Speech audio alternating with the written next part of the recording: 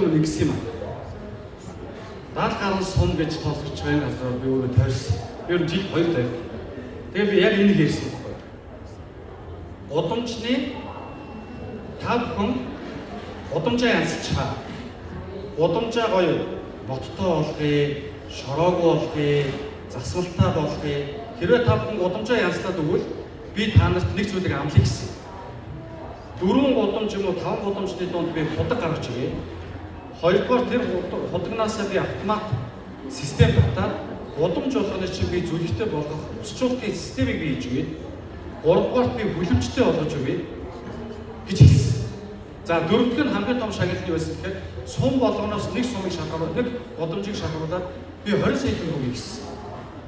За ингээд би 71 сум тойрсон. Өвөл нэг тойрсон, намар нэг тойрсон. За ингээд дараа жилд би очисон. Дараа жилд нь очисон чинь надаас хамгийн ихний асуулт юу байсан бэ чи? Та гудамжаа хизээ янзлж өгөх юм бэ гэж асуусан. Та гудамжаа янзлаад өгчвөл нөгөө 20 сая төгрөгөө өгөх үү гэж асуусан. Тэгээ эндээс би юу ойлгосон бэ гэхээр яг өнөөдөр ингээд цаг гарагийн хугацаанд суугаад ойлгож байгаа нэг зүйл бол гудамжинд гэр оролын гудамжинд амьдарч байгаа хүн бүрийн зүрх сэтгэл манай гудамж хамгийн гоё гудамж байх болно гэж нэгэн зүгт цоглох цагаас хийж бүтээх цагаас тэр гудамж өөрчлөгдөх юм бэл. Ямар ч хууль, ямар ч мөнгөн дүн, ямар ч гоё амлалт байгаад зүрх сэтгэл яг тэр гудамжийг өөрчлөе гэсэн боловсрол төлөвшил байхгүй болов хизээж тэр гудамж өөрчлөгдөх юм бэл.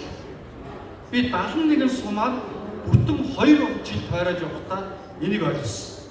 Тэгээд үүнийг хийж чадсан та бүхэнд баяр хүргэе. Та бүхэн бас бүхэн ажилласаа гэж хүсэж хамгийн түрүүнд нэг зүйлийг бид нар хийх ёстой. Миний өнгөрсөн одоо 2 жил гарангийн хугацаанд Булган Өвсгөл Орхон аймгийг ингээд бүтэн одоо би одоо 3 тарьсан. Одоо 6 тоо тавьж. Одоо ингээд давтамжаараа болсон. Жил 2 байр. Нэг зүйл энэ гудамжид гэр хороололд амьдарч байгаа иргэдийн зүрх сэтгэлийг өөрчлөх боловсролыг л олох ёстой. Энэ дээр та бүхнийг хамтарч ажиллаад өгөөч гэж хүсэж байна.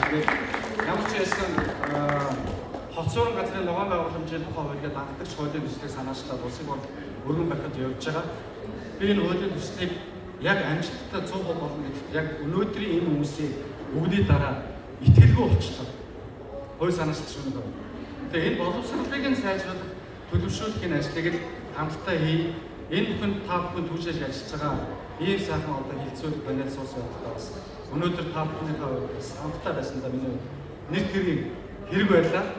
КООП яг л үүний төлөө зохион байгуулагддаг. КООП гэдэг энэ үйл ажиллагаа болоод дэлхийд дахинд яг энэ мессежийг л хүргэхийг зорддог.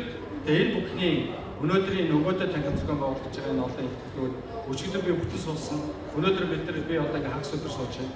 Энэ бүх ихтгэл панелуудаас хамгийн бест нь та бүхэн байлаа гэж байна.